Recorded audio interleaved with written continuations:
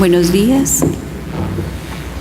Se abre la audiencia de vista pública en el expediente 5737-2015, formado por apelación de sentencia en amparo en las acciones promovidas por la Comisión Internacional contra la Impunidad en Guatemala, CICIG, y el Ministerio Público por medio de la Fiscalía Especial contra la Impunidad en Guatemala, contra la Sala de la Corte de Apelaciones del Ramo Penal de Procesos de Mayor Riesgo y Extinción de Dominio. El secretario general adjunto dará lectura a la parte conducente de las consideraciones, la parte resolutiva del fallo apelado y las advertencias reglamentarias.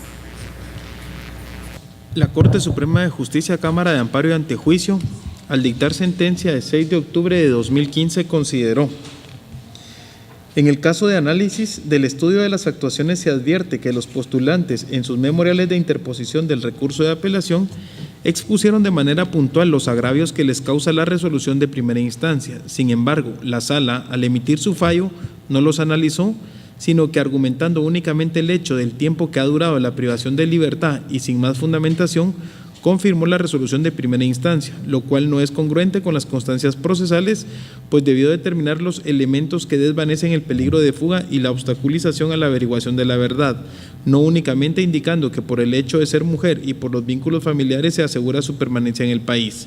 Es decir, que omitió realizar su labor conforme lo establecido en los citados artículos 11 bis y 409 del Código Procesal Penal, puesto que su obligación era emitir una resolución motivada en la que explicara si se daban los presupuestos legales necesarios para que la sindicada Marlene Raquel Blanco Lapola pudiera gozar de una medida sustitutiva, tal como lo establecen los artículos 262 y 263 del mismo Código, y si han variado las circunstancias originales del proceso para hacer viable la revisión de las medidas de coerción impuestas con anterioridad.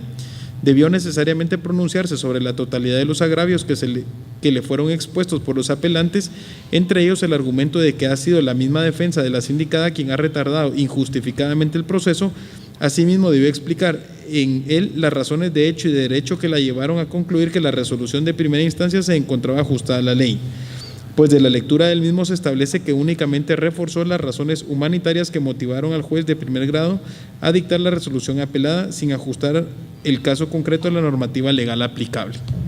En virtud de lo anteriormente considerado, esta Cámara concluye que en el presente caso se dan situaciones fácticas y jurídicas que conllevan el otorgamiento de la protección constitucional solicitada, ya que la autoridad impugnada, al emitir el acto contra el cual se reclama en esta instancia constitucional, vulneró los principios constitucionales de debido proceso, ejercicio de la acción penal y tutela judicial efectiva de los postulantes. Con base en esta consideración, al resolver declaró: 1. Otorga los amparos acumulados planteados por la Comisión Internacional contra la Impunidad en Guatemala y el Ministerio Público a través de la Fiscalía Especial contra la Impunidad contra la Sala de la Corte de Apelaciones del Ramo Penal de Procesos de Mayor Riesgo y Extinción de Dominio. En consecuencia, A. Deja en suspenso, en cuanto a los reclamantes, el auto de fecha 23 de octubre de 2014 dictado por la autoridad impugnada. B. Restituye a los postulantes en la situación jurídica anterior a esa resolución. Y C. Ordena a la autoridad impugnada a resolver conforme a derecho y a lo aquí considerado, respetando los derechos y garantías de los postulantes, bajo apercibimiento de imponer la multa de 500 quetzales a cada uno de los magistrados en caso de no acatar lo resuelto dentro del plazo de 3 días siguientes de haber recibido la ejecutoria y sus antecedentes, sin perjuicio de las responsabilidades legales correspondientes. 2. No hay condena en costas. En cuanto a las advertencias reglamentarias para el desarrollo de esta vista pública y de conformidad con lo que establece el Acuerdo 1-2013 de la Corte de Constitucionalidad, se hace de conocimiento de las partes que intervendrán en esta audiencia que para hacerlo cuentan con un tiempo no mayor de 15 minutos en el cual deberán expresar sus razonamientos respecto de la sentencia de amparo. Deben dirigirse directamente al tribunal, expresar sus alegaciones en forma oral, debiéndose abstener de dar lectura a documentos, salvo autorización previa de la presidenta de esta Corte. Deben concretarse al asunto planteado, ser breves, precisos y concisos y no proferir expresiones irrespetuosas o abusivas para las partes o para los miembros del tribunal. Es todo, señora presidenta. Puede hacer uso de la palabra el abogado Francisco García Gudiel, quien patrocina a la tercera interesada en el amparo y es requirente de la vista pública, señora Marlene Raquel Blanco Lapola. Muy buenos días, honorables magistrados. Señora Presidenta, solicito la venia suya para poder únicamente valerme de algunas notas con respecto a citar aspectos jurisprudenciales de esta honorable Corte. Puede hacerlo, abogado. Gracias, señoría. Honorables magistrados, hemos interpuesto el recurso de apelación en contra de la sentencia proferida por la Honorable Cámara de Amparos y Antejuicios de la Corte Suprema de Justicia con fecha 6 de octubre del año 2015, en virtud de que disentimos del fallo proferido por la Honorable Cámara y disentimos sencillamente porque consideramos que este fallo no está acorde con la jurisprudencia sentada por esta Honorable Corte de Constitucionalidad. Con fecha 6 de octubre del año 2015, los mismos interponentes del amparo, ante la negativa a otorgarles el amparo provisional de esta Corte, ante la negativa de otorgarles el amparo provisional en la Cámara donde interpusieron el amparo, apelaron a esta honorable Corte y en apelación se pronunció la mayoría de los que integran la Corte Suprema de la Corte de Constitucionalidad, y efectivamente vuelven a sentar un criterio jurisprudencial ampliamente aceptado en nuestro derecho procesal penal. La vía del amparo, honorables magistrados, no es una vía exclusivamente para revisar la jurisdicción ordinaria. No podemos cometer ese exceso de pretender que a través de la vía del amparo se revise un fallo por el simple hecho de no estar de acuerdo con el mismo. Esta honorable Corte, resolviendo el asunto interino con respecto a la protección provisional que les denegara inicialmente la Corte Suprema de Justicia, manifiesta de manera atinada que la honorable Corte ha dejado ya sentado un criterio jurisprudencial de que el único fin que se persigue en el proceso penal cuando se beneficia a una persona es efectivamente concordar el Pacto de Derechos Civiles y Políticos, lo que contiene efectivamente el artículo 9, numeral 3 de ese pacto, el cual indica de manera clara, precisa y categórica que la libertad de las personas, al igual como lo establece la Constitución y el Código Procesal Penal, debe de restringirse en los casos absolutamente indispensables y que la regla general será mantener a la persona incoada libre y que enfrente el proceso libremente. El Ministerio Público, las instituciones de investigación en este país no están para mantener a las personas presas, no están para mantener a las personas privadas de su libertad. La función principal del ente investigador es averiguar la verdad, llevar los medios idóneos para probar su plataforma fáctica ante los órganos jurisdiccionales. Pero la libertad de las personas es tan sagrada que se debe restringir en los casos y límites absolutamente indispensables. Y así quedó plasmado, tal como lo dice atinadamente esta resolución de fecha 6 de octubre de esta honorable Corte de Constitucionalidad, y trae a colación efectivamente el artículo 9.3 del Pacto Internacional de Derechos Civiles y Políticos, dentro de la sentencia del 6 de junio del 2013, dictada dentro de los expedientes acumulados 595 y 609-2013. Y en el mismo sentido, en expedientes acumulados 4.844-2014 y 4.853-2014, se emitió el pronunciamiento en el mismo sentido jurisprudencial con fecha 7 de abril del año 2015, en el cual esta Corte consideró efectivamente que, tal como lo establece el Pacto de Derechos Civiles y Políticos, el único fin de las medidas sustitutivas es el aseguramiento de una persona sujeta a proceso a que permanezca respondiendo por los actos que se le endilgan en el proceso. Como ustedes podrán ver, acá está presente mi patrocinada y no se han dado ninguno de los peligros procesales citados Ya tiene un año, justamente este mes, el 17 de enero de este año, de este mes, cumple un año mi patrocinada de estar gozando medidas sustitutivas. Se le impuso la medida sustitutiva que considero yo bajo mi particular punto de vista como abogado procesalista, es la mejor medida sustitutiva para controlar a una persona y sujetarla a un proceso. La firma del libro de control de medidas sustitutivas ante la Comisión Internacional, ante la Fiscalía Especial contra la Impunidad. No ha dejado de firmar un solo día. Eso es interés de permanecer sujetada al proceso y de responder a esas circunstancias. La Corte, en su sentencia, la Corte Suprema de Justicia consideró que no se tomaron en cuenta argumentos de los apelantes por parte de la sala de mayor riesgo cuando dice que por culpa de la defensa se retrasó el proceso. Pregunto, honorables magistrados, nosotros presentamos un recurso de apelación cuando a ella se le liga proceso y se le dicta medida sustitutiva, y tardó el juzgado B de mayor riesgo en subir el proceso 11 meses, porque primero lo subió a la sala primera, posteriormente cambió la jurisdicción y la competencia de la sala, se lo regresan al juzgado primero, iba mal foliado y se tardó 11 meses en que llegara el proceso para un simple envío a la sala de mayor riesgo. ¿Será achacable eso a la defensa, honorables magistrados? ¿Será culpa mía que un juzgado contralor se tarde 11 meses en elevar al tribunal de alzada para que conozca los agravios de una apelación? No es mi culpa. Ese retraso no es achacable a mi persona como defensor, aunado al hecho que tengo que velar celosamente por los derechos de mi patrocinada. Un abogado defensor no puede negarse a utilizar los recursos y los remedios procesales que la ley le da para atacar las resoluciones con las cuales no está de acuerdo. El uso de los recursos, por favor, señores magistrados, jamás puede constituir en un retardo malicioso. Y la Corte pretende, la Corte Suprema de Justicia, que la sala nuevamente tome ese argumento en cuenta de que hubo un retardo achacable a nosotros. Eso le está ordenando en la sentencia.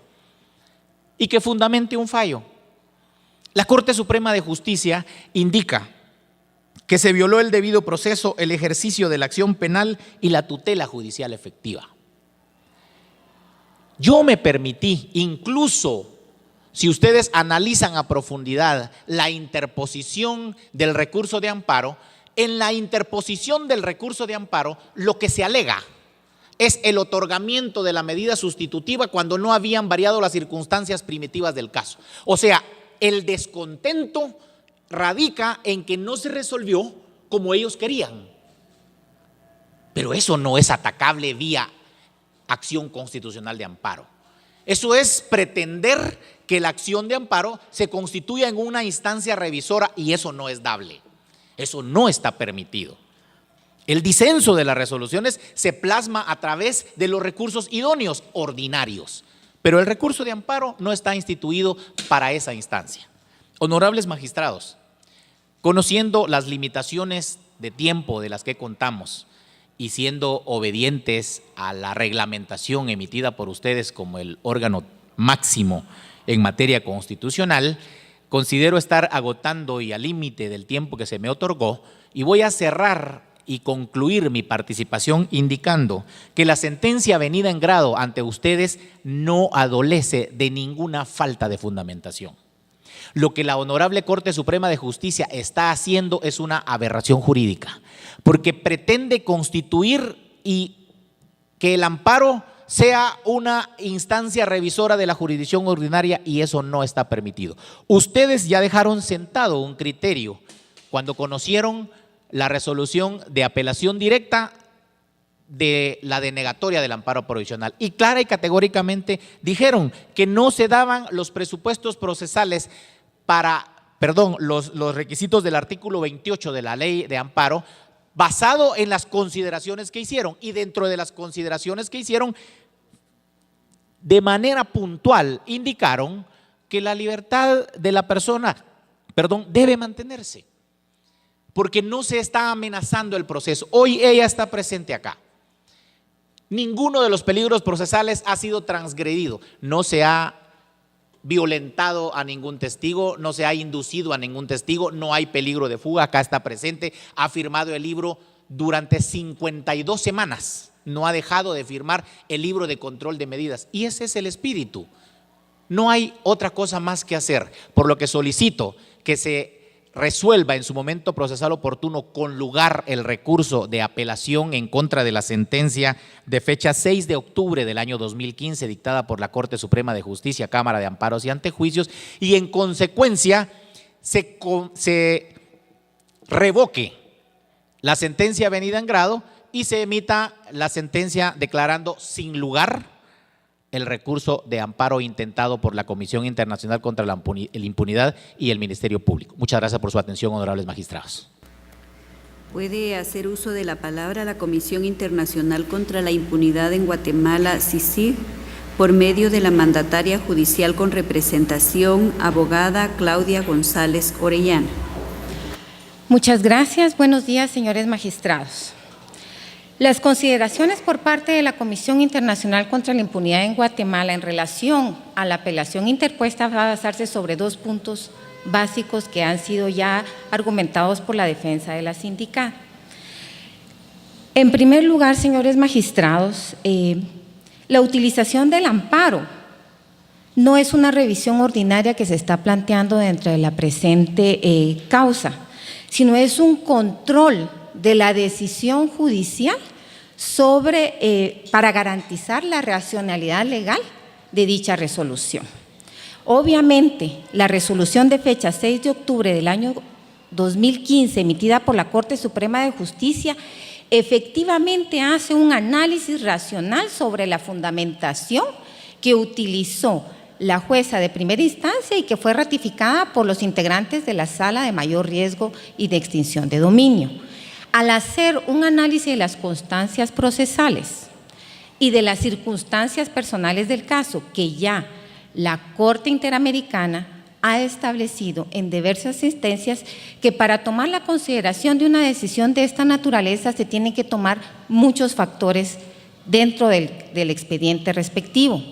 En el presente caso que estamos analizando, señores magistrados, estamos hablando de la sindicada que tiene circunstancias personales que para el momento de la ejecución del hecho delictivo ella tenía como puesto ministra de Gobernación y ella venía con una carrera de varios puestos de gran importancia dentro de la Dirección General de la Policía Nacional.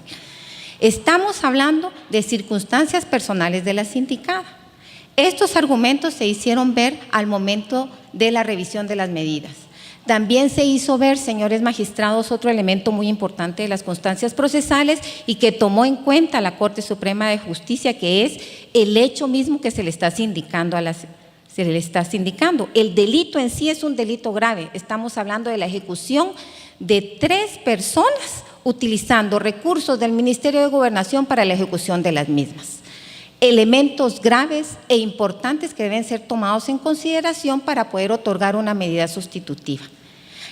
Pero hay que sumarle un elemento más, señores magistrados, que tampoco tomó en cuenta ni la jueza de primera instancia ni los magistrados de la Sala de Mayor Riesgo, que era que el transcurso del proceso penal, efectivamente la defensa ha hecho valer todos los recursos pertinentes, pero esto consecuentemente ha llevado a una serie de recursos que ha retrasado el proceso.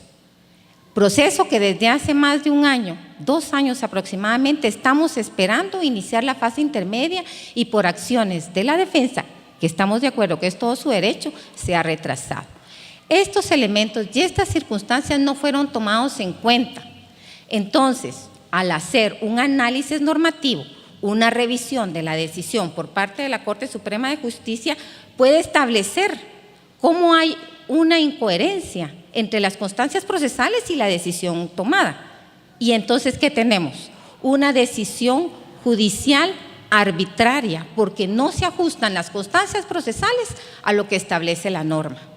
Los elementos presentados por la defensa En ningún momento, señores magistrados, desvanecieron los elementos establecidos en la ley, específicamente el artículo 262 y 263 del Código Procesal Penal. Estamos hablando de que si efectivamente hay una deficiencia, hay una falta de inteligencia inteligible, una falta de racionalidad de la norma, es una decisión arbitraria, porque los demás sujetos procesales no sabemos a qué conclusión llegó, cuáles fueron los razonamientos, las interpretaciones y qué norma es aplicable para que esta decisión sea realmente conforme lo establece el Estado Democrático de Derecho en Guatemala. Tenemos que tener un control de las decisiones judiciales y si estas no están acordes a la ley, evidentemente estamos ante una decisión sin fundamento, una decisión arbitraria y esto evidentemente afecta el principio de igualdad que se da entre todos los procesos, porque en un proceso resolvemos de una forma y en otro proceso vamos a resolver de diferente forma. ¿Cómo es posible que la Cámara de Amparo y de Antejuicio no haya efectivamente determinó esas deficiencias? Porque no es posible que la jueza de primera instancia utilice argumentos que la presentación de la acusación dentro del presente proceso agote la obstaculización a la averiguación de la verdad por parte de la sindicada.